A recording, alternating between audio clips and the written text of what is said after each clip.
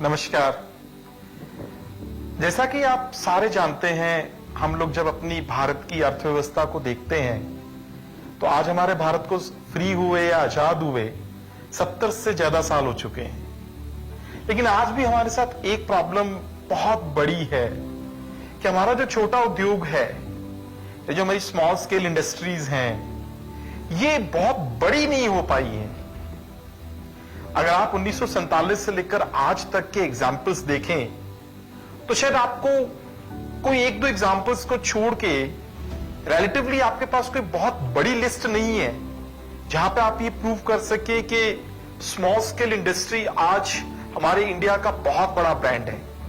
Particular किसी segment की मैं बात कर रहा हूं। और दूसरी साइड अगर आप बड़ी बड़ी इंडस्ट्रीज देखें तो आपके पास n नंबर ऑफ एग्जाम्पल्स हैं जो बहुत बड़े लेवल पे सक्सेस ले रही है, चाहे वो 30 इयर्स 40 इयर्स या 20 इयर्स पहले ही स्टार्ट हुई थी। फॉर एन एग्जांपल अगर आप आईटी इंडस्ट्री की बात करें तो हमारे पास बड़े बड़े एग्जांपल्स हैं। मैन्युफैक्चरिंग सेगमेंट में बात करें हमारे पास कई एग्जांपल्स हैं। लेकिन ये जो छोटी इंडस्ट्रीज हैं, ये क्यों नहीं बड़ी बन पाती हैं? इस टॉपिक पे मैं आज आपसे बात करना चाहता हूं। देखिए, एक पॉइंट आपको इस डिस्कशन में फंडामेंटल लेके चलना पड़ेगा, वो ये है कि जो स्मॉल स्केल इंडस्ट्रीज होती हैं वो अपने बिजनेस को साइंटिफिकली ऑपरेट नहीं करती हैं। साइंटिफिक का मतलब ये है कि उनके बिजनेस में कुछ ना कुछ फंडामेंटल एरर्स हैं जिनको वो इग्नोर करते हैं या जिनको वो एप्लीकेशंस में नहीं लेके आते। इस कारण उन बिजनेस हाउसेस को या तो अपने सर्वाइवल के लिए स्ट्रगल करना पड़ता है या वो बहुत अच्छे ढंग से सर्वाइव तो करते रहते हैं लेकिन वो एक्सपैंड नहीं कर पाते। ये दोनों बातें अलग अलग हैं। आपको स्मॉल स्केल इंडस्ट्रीज के अंदर, स्मॉल बिजनेस के अंदर दो तरह के एग्जांपल्स मिलेंगे। एक वो एग्जाम्पल जो सरवाइव नहीं कर पाया और शट डाउन हो गया, और एक वो एग्जाम्पल होगा जो बहुत अच्छे ढंग से मूव तो कर रहा है, परफॉर्म कर रहा है, लेकिन अनफॉर्चुनेटली वो आज तक एक्सपेंड नहीं कर पाया है, बहुत बड़े लेवल पर नहीं पहुंच पाया है, वो एक लिमिटेड कंपनी नहीं बन पाया है, या वो एक हमारे बॉम्बे स्टॉक एक्सचेंज या अदर एक्सचेंजेस पे लिस्टेड नहीं हुआ है, वो आईपीओ के थ्रू मार्केट से कैपिटल नहीं उठा रहा है। तो इन पर अपन बात करना चाहते हैं।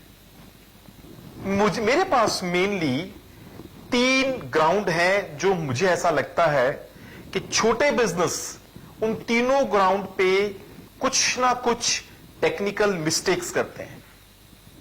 पहला ग्राउंड तो है, इन छोटे बिजनेस हाउसेस की फाइनेंशियल प्लानिंग गलत होती है, या मैं ये बोलूं फाइनेंशियल फोरकास्टिंग गलत होती है।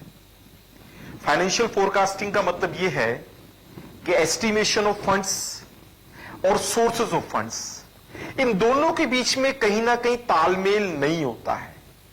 मैं बिजनेस शुरू कर रहा हूं, आज मुझे कितना पैसा चाहिए होगा, इसकी फोरकास्टिंग करनी, मुझे वो पैसा किन सोर्सेज से मिल जाएगा, उसकी फोरकास्टिंग करनी। मानिएगा छोटे बिजनेस इन दोनों एलिमेंट्स पे बहुत ज्यादा गलतियां करते हैं, उनसे मिस्टेक्स होती हैं। सेकेंड एस्पेक्ट जो बड़ा ही इंपॉर्टेंट है वो है इन्वेंट्री मैनेजमेंट। यानी जितने स्मॉल हाउसेस हैं, बिजनेस हाउसेस हैं, उनका अपने बिजनेस का इन्वेंट्री मैनेजमेंट की कैलकुलेशन ऑलमोस्ट मेरे हिसाब से गलत होती है। अब इन्वेंट्री आपको पता है करंट एसेट का एक इतना बड़ा इंपॉर्टेंट पार्ट है जिसमें आपके फंड्स लगे होते हैं। इन्वेंट्री का मतलब यह है कि आपने गुड्स डेवलप तो कर लिए, गुड्स प्रोड्यूस तो कर दिए, लेकिन वो बिक नहीं रहे हैं, और अगर बिक गए हैं तो उनसे अभी तक पैसा नहीं मिला है। राइट? अब जरा पहले एस्पेक्ट पे आइए। गुड्स आपने बना लिए, वो बिके नहीं, तो आपको पता आपकी कंडीशन क्या होने वाली है। आपने इन गुड्स को बनाने के लिए जिससे रॉ मटेरियल लिया था उसको तो पेमेंट देना पड़ेगा, उसको पेमेंट देना पड़ेगा, और आपका प्रोडक्शन बिक नहीं रहा। क्यों नहीं बिक रहा? क्योंकि आपने रियल में डिमांड का करेक्ट एनालिसिस किया ही नहीं। इसको इस तरीके से समझिए, आपकी एक शॉप है, आपने कई तरीके के गुड्स उसमें खरीद के रख लिए, डिमांड ही नहीं है उन गुड्स की, यानी जिस डेमोग्राफिक प्रोफाइल में आप अपना बिजनेस चला रहे हो, फॉर एन इंस्टेंस वहां पे किसी एक एक्स कॉमोडिटी की डिमांड ही नहीं है और उस एक्स कॉमोडिटी का अच्छा खासा स्टॉकिंग आपने कर रखी है, क्या होगा? आपको जेब से पे करना पड़ेगा। देखिए, मैं यहां पे ये जरूर समझाना चाहता हूं कि फ्रेंड्स मानिएगा, ये कहा जाता है हालांकि कि ऑप्टिमम इन्वेंट्री होनी चाहिए, इन्वेंट्री का हमेशा एक अच्छा बैलेंस मेंटेन करना चाहिए, और एक्सपर्ट्स ये भी कहते हैं कि लेस इन्वेंट्री होगी तो आपकी सेल्स कम होगी।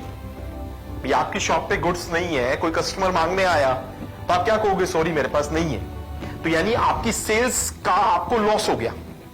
और एक्सेसिव इन्वेंट्री से क्या होगा? आपने ज्यादा खरीद के रख लिया, उससे क्या होगा?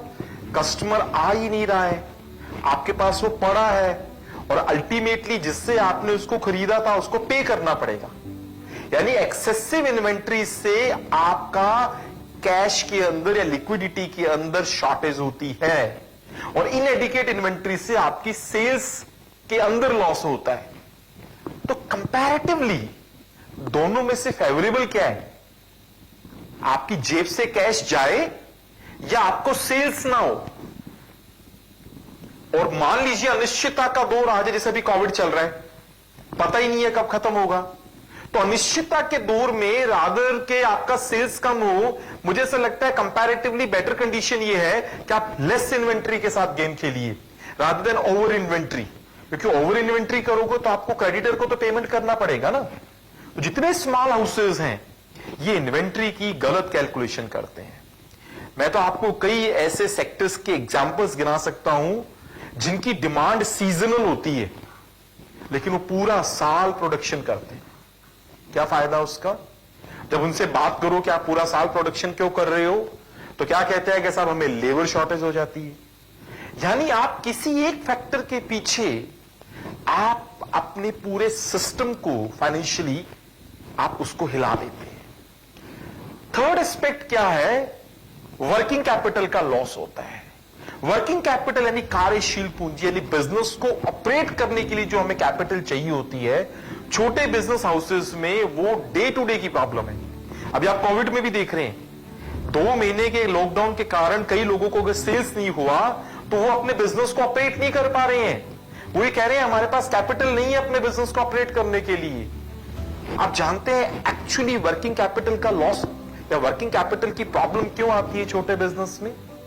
फ्रेंड्स, ईमानदारी से एक चीज बताऊं, ये छोटे बिजनेस हाउसेज एक्चुअली जो होते हैं ना, ये डेट ड्रिवन मॉडल पे काम करते हैं। ये अपने बिजनेस को लोन से शुरू करते हैं और लोन पे आपको पता है ब्याज देना पड़ता है, तो वो आपकी हो जाती है फाइनेंशियल कॉस्ट। अब इनके साथ प्रॉब्लम कहां आती है? प्रॉब्लम वहां आती है कि माल बिक नहीं रहा, यानी सेल्स हो नहीं रही, लेकिन जिस पैसे से इस बिजनेस को शुरू किया था उसकी तो कॉस्ट आपको देनी पड़ रही है, यानी फाइनेंशियल कॉस्ट आपको पे करनी पड़ रही है। सेल्स आपकी कम हो रही है, प्रॉफिट आपके पास कम है और उसमें से कॉस्ट आपको पे करनी पड़ रही है, तो अल्टीमेटली स्ट्रेन किस पे आएगा? स्ट्रेन आएगा वर्किंग कैपिटल पे। और जब वर्किंग कैपिटल पे स्ट्रेन आता है तो उसके बाद क्या होता है? आप एक्सपेंशन करने का कभी सोच ही नहीं पाते हो, क्योंकि आपको ये लगता है कि भाई मेरे पास तो डे टू डे को ऑपरेट करने में प्रॉब्लम है, मैं इसको लॉन्ग टर्म विजन पे कहां लेके चलूं। और एक और एस्पेक्ट जो है फाइनेंशियल रिपोर्टिंग।